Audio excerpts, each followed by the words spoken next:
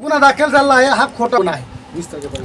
खोक्या सतीश भोसले हा त्या स्पॉटला त्या दिवशी नव्हताच।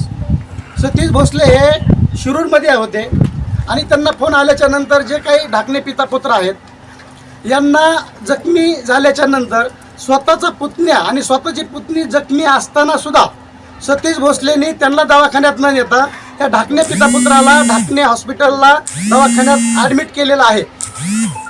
ओके ओके ठीक थांबा रे थांबा काही राहिलं वाटतं ते मागून सांग कोणाचं आहे का किंवा कुठल्या पक्षाचा कार्यकर्ता होऊच नाही का।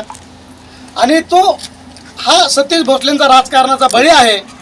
आमदार आणि जे काही मध्यंतरी बीडमध्ये जे वातावरण झालंय जातीयवादाचं हा जातीयवादाचा सतीश भोसलेचा बळी आहे। सतीश भोसलेंचा या प्रकरणाशी काही संबंध नाहीये। सतीश भोसले वरती खोटे आरोप या ठिकाणी केलेले आहेत आणि सतीश भोसले जे आहे हा सतीश भोसले हा सामाजिक कार्यकर्ता म्हणून खूप चांगलं काम केलं आहे। गोरगरिबांच्या मुलांना वह्या पुस्तकं देणं, त्याच्यानंतर ऊसतोडणी कामगारांना राशन वाटप करणं, गोरगरिबांना कपडे वाटप करणं असं चांगलं काम सतीश भोसले करतोय। परंतु सतीश भोसलेचं चांगलं काम या ठिकाणी दाखवत नाहीयेत।